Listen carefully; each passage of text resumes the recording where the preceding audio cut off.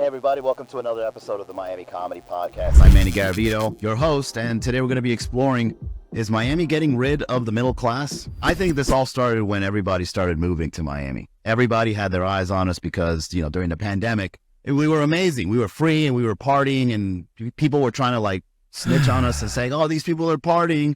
And instead of that making us despicable, it made us more attractive to everyone basically around the world to come start a new life because of just how lit we are. But we're starting to feel the negative connotations of that because now everything's expensive.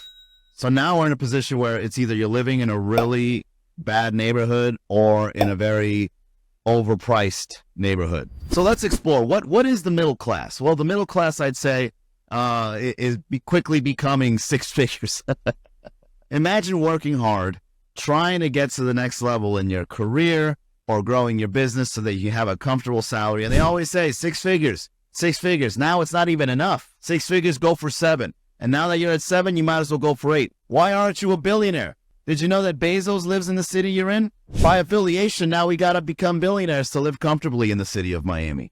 I remember that the middle class used to be having a good salary, saving up, maybe owning a home so that you can start a family. I think Miami has realized that a lot of people are moving here, not necessarily to do that. No one really wants to start a family in Miami. How are you going to explain to your kids how you met mommy at Club 11? It just doesn't seem feasible anymore to fall in love in this city. So now the middle income or the middle class is redefined into something completely different. I think the middle class now in Miami is defined as someone that is just making enough to afford the rent in Brickell so that you can post a photo in your balcony. If you got that going once a year, if you post that photo, I think you're considered middle class in Miami, but it's just not enough. You can't always wait until Taco Tuesday for you to enjoy a special when you go out to eat. So I think we're in deep. All right, quick pause here. You ever have one of those nights where you're just craving a good laugh and an excuse to go out? Yeah, we all do. That's why Miami Comedy is where it's at. Picture this: 7 nights a week, live stand-up shows, hilarious comics, and the kind of laid-back Miami vibe you love. Whether it's a date night, meeting new people, or just avoiding those overpriced stuffy spots, we got you. Brickell, Miami Beach, Coral Gables, we're all over the place. Head to miamicomedy.com, sign up for the newsletter, and we'll hook you up with the best comedy nights in town. Trust me, you won't regret it. Now back to the show. In Miami, when it comes to making a living, there are some people that did invest early in the 80s. When all that cocaine money was coming to Miami, all the Latinos came here and they started off strong. I think that's the only way the middle class can stick around in the traditional sense. When you're staying at home with the same family that came here back when Scarface was in the movie theaters. Because those homes are worth 10 times the price now. And you've got no choice but to just pitch in, pay for rent, even though your landlord or your parents help out with the Wi-Fi, stuff like that. That's middle class now. Anything else, it's either you're living off the skin of your teeth or you're doing illegal stuff. Miami is the only city where gentrification occurs to the middle class as well. We're being replaced by out-of-towners, by people that used to live in other cities. Now they come here, they buy up all the homes and the apartments, and they just want to live in the shell that used to be traditional Miami.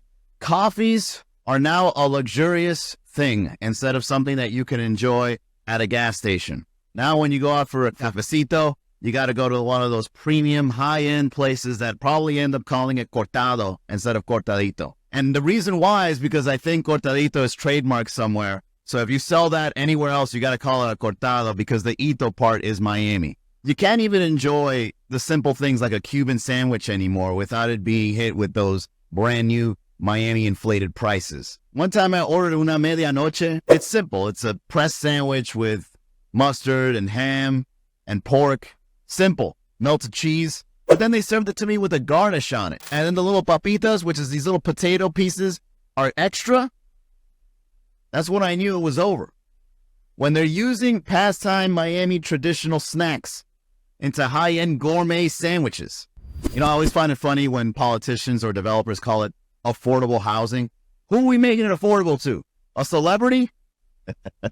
Are we making it affordable to somebody making an investment? Miami is using the word affordable so freely because anything that is less than the price that we're currently seeing here in the city is considered affordable. You could easily say that you used to sell a home for $800,000, but now it's $999.99. It would be like, it's affordable housing. Come on out and have some affordable drinks during happy hour. All $22 cocktails are now $21. Miami really does feel like a reality TV show for finances. If you really think about it, we're all just out here trying to figure out how we can stay in this city for as long as we can. It's almost like Survivor. Everyone goes into this city. Everyone has a certain amount of resources available to them. And let's see how long you can go out there and make a living. And go. And then at the end, the season finale, we're down to like 3 people.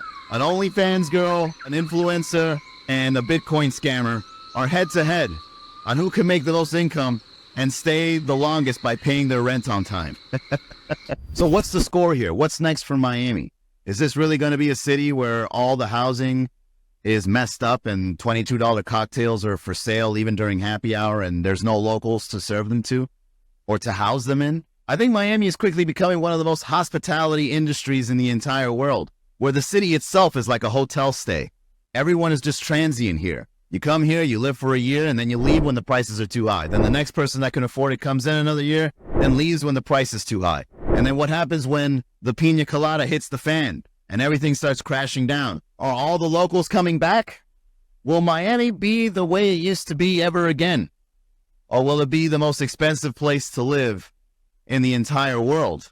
I really can't think of any solution to the Miami housing crisis. Maybe if we could start buying property in the ocean. Maybe if we do more of that RV thing that they do in Hialeah, where you buy an RV, you park it in someone's backyard, then you pay them rent. These are the only kinds of solutions I can think about when it comes to affordable housing.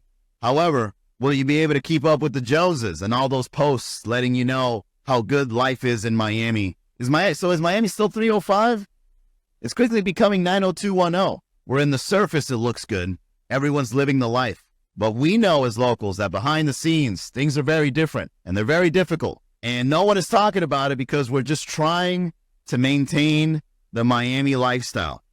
But if you've been here long enough, you've been seeing the changes and something's got to give. If you really look at this in an enthusiastic way, what Miami is doing is it's pushing you to be a better version of you. Whatever level you're in, you got to do better. And once you reach that level, you can't stop there. You got to keep going. You got to keep running down that tropical park sidewalk that is never ending and always winding over to the next and the next and the next. And who knows, Miami might make you a millionaire, even if you end up in jail. That is it for this episode of the Miami Comedy Podcast. If you enjoyed this, don't forget to like and subscribe. Also, find us on social media and leave a comment below. Do you think Miami's getting rid of the middle class? I'd like to hear from you. And I'll see you on the next episode.